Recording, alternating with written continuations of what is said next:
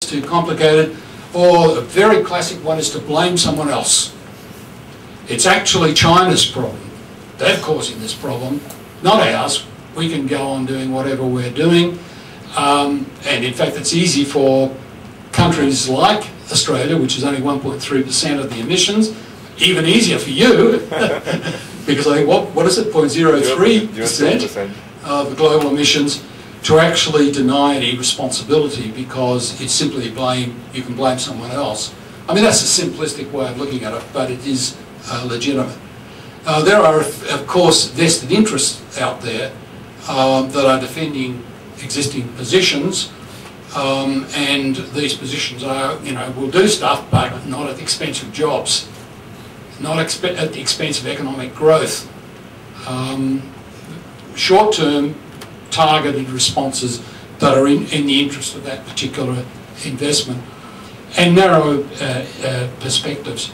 And one of those some of you may share, and that is by simply capturing one option, like let's go solar or let's go nuclear, relieving yourself of the pressure and thinking you've solved the problem. There is a way out. Well, if only it was that simple.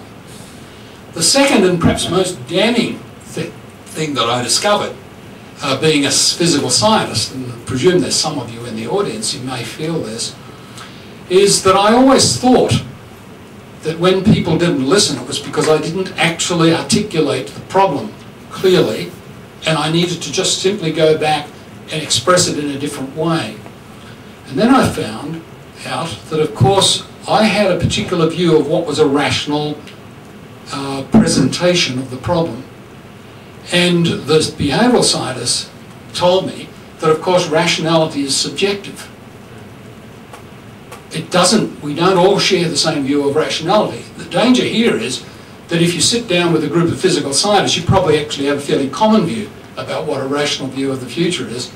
But the rest of the 90+% of the population don't necessarily share that.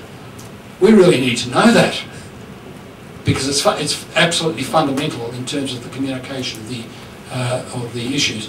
It shocked me to the core, because it was the rationale for my existence as a scientist, that I can actually describe things the way the world is, and that people will listen to that, and therefore they will know what to do.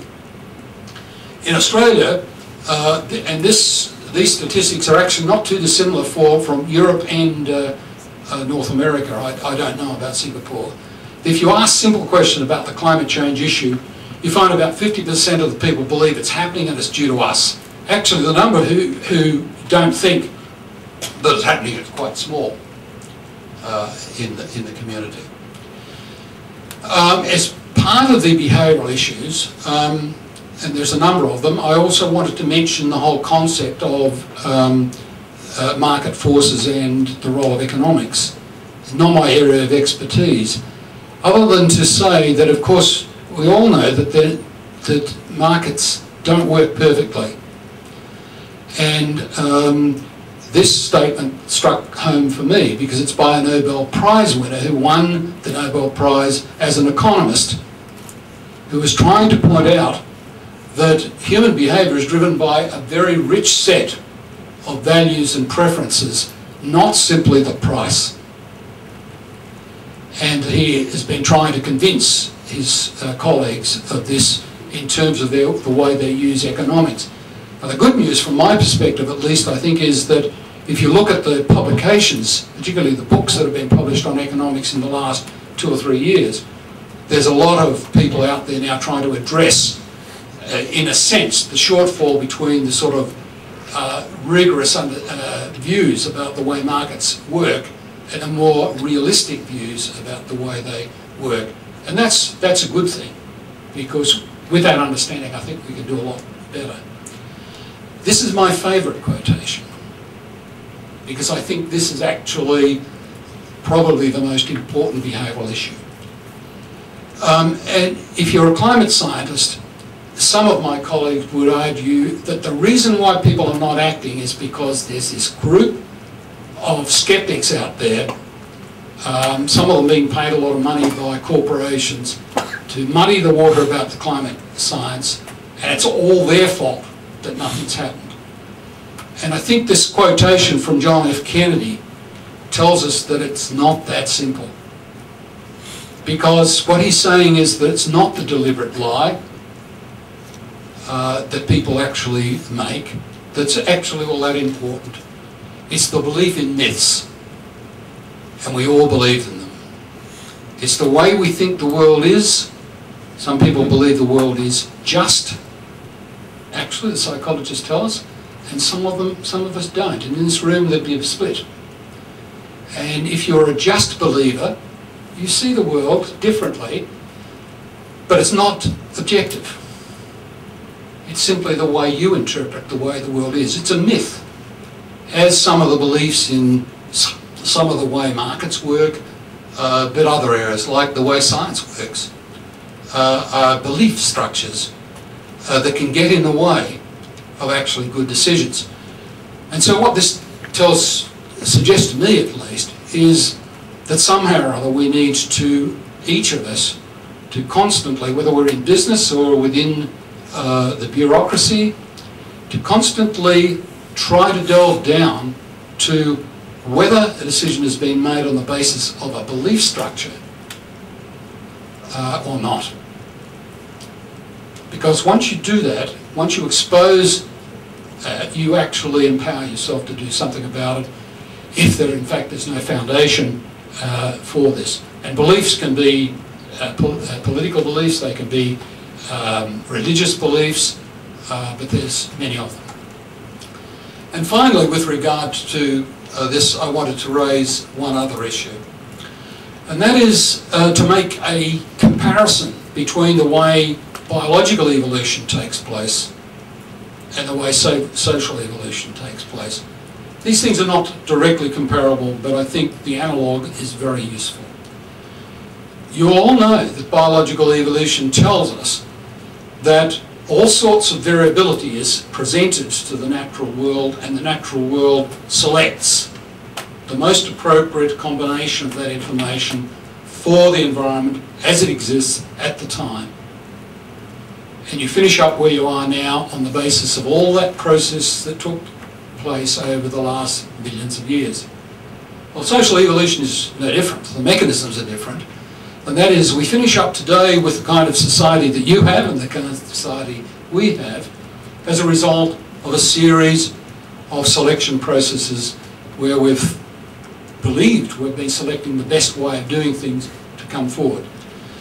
So there are a couple of common things about this. The first is that there is absolutely no guarantee in either case that where you are now has got any relevance to where you need to be. It doesn't guarantee you selected the right social system any more than it means that the plant growing outside is going to be appropriate for a changed climate. That's a very telling story, because it says human society needs to stand back now and be more strategic about the way it evaluates where it's going, and not be driven entirely by the views we have from where we are, where we sit, where we view things today. The second thing is a difference.